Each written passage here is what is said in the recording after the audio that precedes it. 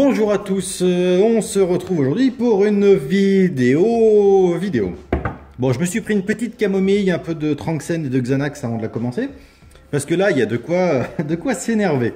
Alors, je ne m'énerve pas contre le propriétaire de cette carte, mais plutôt contre la personne qui l'avait avant, ou bref, la dernière personne qui l'a manipulée. Pourquoi? Eh bien, tout simplement, j'en avais parlé sur la vidéo qui présente un peu ce qui allait arriver prochainement. Voilà, on se retrouve donc sur une carte d'Amiga 1200 sur laquelle on a retiré le support DB9, donc qui alimente la souris. Alors déjà, on peut voir que c'est du bon gros travail de cochon.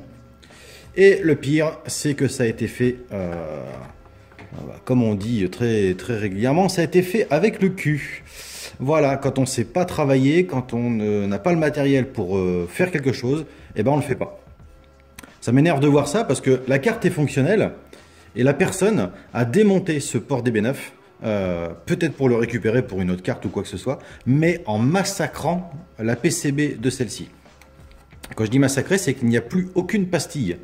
Donc ça a été chauffé avec un fer à souder, je pense le modèle à 12,50 € chez Lidl. Voilà, sans aucune maîtrise de température, sans aucune maîtrise de quoi que ce soit d'ailleurs. Donc voilà, c'est du travail de cochon. Et voilà, mon coup de gueule est passé. Bref, donc ça, dans l'absolu, c'est pas trop grave. On va lui remettre une prise DB9. On va strapper, c'est-à-dire refaire les contacts des pastilles, mais sans passer par les pastilles. Donc on va passer des fils à côté. En même temps, on va faire une petite révision, puisqu'on peut s'apercevoir que les condensateurs sont d'origine. On peut voir par exemple ici, voilà, le petit pâté de poussière et de noir. Ça, c'est l'acide qui a coulé, donc c'est normal. On est sur C303, C304, donc les deux condensateurs qui gèrent le son. C'est souvent les premiers à couler, donc là on voit bien qu'il y a des coulures. Pareil, on voit que la poussière est collée par l'acide. Donc on va nettoyer tout ça. Au niveau de l'équipement, on a la fameuse carte qui est commercialisée, dont j'avais parlé sur Amiga allemand. Donc la vidéo sur l'Amiga qui m'est arrivée en configuration allemande. Donc la carte qui est vendue pour 8 MO de fast, qui est donc une très bonne carte pour WHD Load. Pas trop cher, je crois que c'est dans les 80 € à peu près. Mais si vous n'avez pas envie d'investir dans une carte accélératrice et faire que du jeu avec WHD Load, c'est déjà une très bonne solution. Ensuite, nous avons les dernières ROM 3.1.4, donc les dernières qui sont sorties, avec un nouveau Workbench. Bref, celles-ci, elles sont disponibles en ligne. Alors, je ne sais pas sur quel site parce que je ne les ai pas encore achetées. Mais je pense qu'on va les trouver sur Amiga Store ou Amiga Kit. On peut les acheter une fois qu'on est enregistré en physique, en dématérialisé si vous voulez les utiliser sous WinUAE. Et en plus, je crois qu'ils vous fournissent les disquettes d'installation du Workbench. Alors, je crois qu'il est amélioré, mais je n'en suis pas sûr. Ce sera peut-être le sujet d'une autre vidéo ou peut-être sur la chaîne de JBAM, puisque je sais qu'il les a achetés et il les utilise. Je ne pense pas qu'il ait déjà fait de vidéo dessus. En tous les cas, il me semble, à vérifier, je vais voir, sinon je vous mettrai le lien hop, ici. Il me semble que Guillaume des Doc Amiga avait déjà fait une vidéo où il présentait ces ROM là. Bon bref, je vous mettrai des liens, vous irez voir pour satisfaire votre curiosité. Bon, en attendant, on va nettoyer ça, le démonter, poncer le vernis, faire réapparaître les contacts pour voir quelle opération on va devoir faire sur cette carte. Bon, on va commencer par rafraîchir un peu les soudures.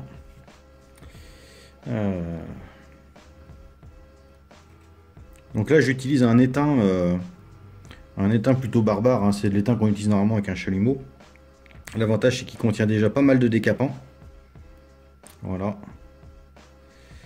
Et on va vérifier quelles sont les pistes qui veulent encore se boucher et celles qui ne le veulent pas. Donc en théorie, celles qui sont remplies par l'étain, eh bien, il y a encore une pastille. Si elles ne se remplissent pas, il n'y a plus de pastille. C'est aussi simple que ça. Ce qui nous amène à compter 1, 2, 3, 4, 5 pastilles sur 9 présentes.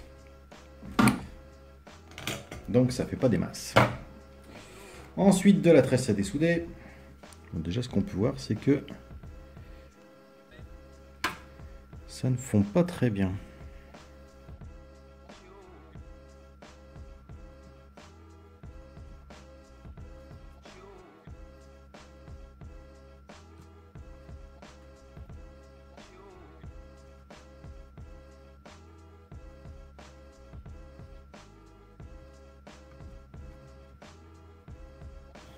Alors, ce qu'on peut voir, c'est que ça n'avait vraiment pas dû être nettoyé avant parce qu'il y a énormément d'impuretés dans l'étain. Ce qui ne facilite pas les vidages. Les vidages des trous. Je vais être obligé de monter un peu en température. Là, on va passer sur du 400 degrés. Moi, en général, j'utilise mon fer aux alentours de 300 degrés. Mais là, il va falloir faire un gros décapage. Hop. On va partir sur de l'étain un peu plus petit.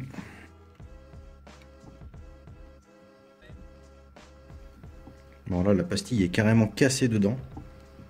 Donc ça, malheureusement, on ne pourra pas la sauver. Enfin, malheureusement. Je dirais que dans un sens, on s'en fout parce que il va falloir strapper derrière. On va mettre un petit peu de flux pour essayer de rendre l'étain un peu plus accessible. Voilà, le but, c'est vraiment de vider les pastilles ou les restes de pastilles de façon à pouvoir mettre la nouvelle prise sans forcer. Là, l'avantage, c'est qu'on peut y aller un peu comme une brute. On risque pas de casser ce qui reste parce que de toute façon, il reste quasiment plus rien. Alors ça, c'est une panne que j'avais fabriquée à partir d'une panne existante, bien évidemment. Donc que j'ai tournée pour avoir une toute petite pointe qui fait la taille des pastilles. Voilà, qui permet vraiment d'aller nettoyer l'intérieur donc de ces pastilles. Et en même temps, on peut piquer le morceau de la panne dans de la tresse à dessouder et aller chercher l'intérieur de la pastille pour retirer l'étain. Voilà, tout a été nettoyé. Là, on a le reste d'une pastille qui vient de tomber. Hop, donc tout est à peu près propre. Si on peut considérer ça comme propre. Allez, un petit nettoyage. Tac. Un petit essuyage.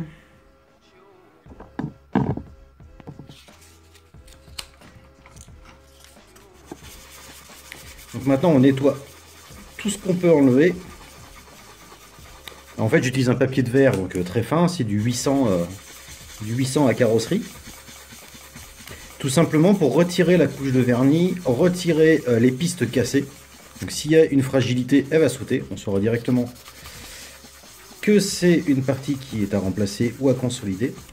Mais de toute façon on ne va pas réutiliser les pistes qui sont là. On va strapper directement la connectique du DB9. On va suivre donc les pistes qui sont là et arriver aux soudures qui sont là. Donc on va directement envoyer les fils de la prise DB9 à ici. Ce sera beaucoup plus simple, beaucoup plus solide que si on soude directement sur les restes de pistes. Ça va être beaucoup plus simple, peut-être un peu moins esthétique, mais au moins je serai sûr d'avoir une bonne continuité. Bien, la prise de remplacement est installée, elle est en position. Il ne nous reste plus qu'à la fixer. Et pour ça, on va devoir la fixer sur les deux parties extérieures, puisque les pastilles ne sont pas en état, donc on ne va pas pouvoir souder. Tout du moins, on ne va pas pouvoir souder correctement. Donc, on va faire un bon gros remplissage sur, normalement, les bornes de fixation. Ça ne devrait pas être trop un problème. Voilà. Un bon gros pâté.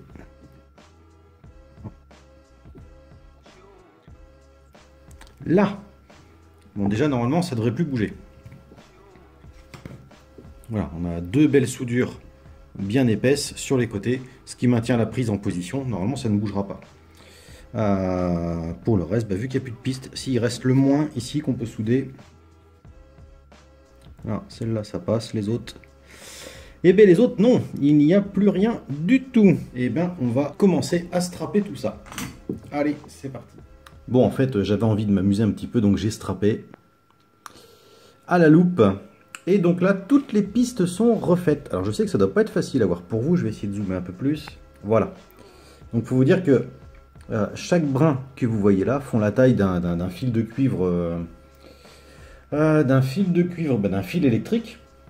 j'ai tout simplement dénudé le fil et récupéré tous les brins. Et donc j'ai refait voilà, chacune des pistes et comment dire, reconduite avec un brin de cuivre. Voilà. Donc tout est refait. On va pouvoir faire un test de continuité. Donc là, test de continuité, hein, rien de bien sorcier, hein, comme d'habitude. On va vérifier que les contacts vont bien. Alors, je vais dézoomer. Hop. Donc le premier contact qui est ici va bien là. Bon, ça c'est la masse, hein, donc on va la retrouver. Voilà, on la retrouve un peu partout. Ensuite, le deuxième fil, c'est celui-ci. Donc je prends bien aux bornes de la prise. Je prends pas sur la réparation. Ça passe. Ça passe. Ça passe. Ça passe. Ah bah j'ai oublié celle-là, d'accord. Donc la suivante, ça va être celle-là. Celle-ci, voilà. Et bah ça m'a l'air tout bon tout ça. Bon, bah, je refais celle que j'ai oubliée. Bien, donc j'ai fait celle qui me manquait, c'est-à-dire celle-ci. Voilà, qui doit être... Alors c'est la troisième, 1, 2, 3. Ça passe. Donc maintenant que toutes les prises sont reliées, que tout est strappé, que tout est soudé, et bien il n'y a plus qu'à tester. Voilà, la carte est branchée sur l'écran, et ce qu'on peut voir, c'est que la souris se déplace correctement. Voilà, donc le problème est résolu. Maintenant, on va tout simplement noyer ça dans la colle chaude pour être sûr que ça ne bouge plus du tout. Donc maintenant, ce qu'on veut, c'est que la réparation ne bouge plus. Donc là, j'utilise une colle chaude très solide, et je commence par un gros pâté. Et histoire de fignoler, j'écrase. Et on enlèvera la pile après. Ça permettra d'avoir un plot de colle bien plat qui ne va pas venir gêner au moment du remontage. Bien, cette réparation est terminée. Donc voilà ce que ça donne, hein, avec le plot de colle. Vous voyez, ça fait pas de surépaisseur. Et ça permettra à la réparation, même si on le manipule, hein, ça risque pas d'abîmer ce qui a été réparé. Bon, ensuite, ce qui va être fait dessus, c'est bien évidemment un recapage. Mais ça, je ne vais pas le mettre en vidéo parce que vous avez tous déjà vu... Comment on le faisait. Ensuite, il y aura une configuration du workbench. J'ai déjà fait une vidéo là-dessus, donc c'est tout simplement un classique workbench qui va être installé, que l'on télécharge directement sur le site classique workbench, et la configuration pour WHD Load. Voilà, c'était tout. Bon, bah écoutez, on se revoit, j'espère, très vite pour la suite de l'Amiga 500, parce que ça me turlupine cette histoire. Je veux vraiment arriver à le remettre en route. Et il y aura une autre vidéo qui va suivre, toujours sur un Amiga 500, c'est celui que j'avais présenté là dans l'autre vidéo que j'ai faite sur les vidéos à venir, celui où il y avait les supports PLCC, tout ça, mais la carte est dans un état absolument lamentable. Il y a beaucoup de pistes qui ont été arrachées, il y a quelques composants qui ont pris carrément des nions, donc ça va pas être facile, mais bon, c'est le jeu ma pauvre Lucette. Voilà, je vous remercie d'avoir regardé cette vidéo et je vous dis à très bientôt.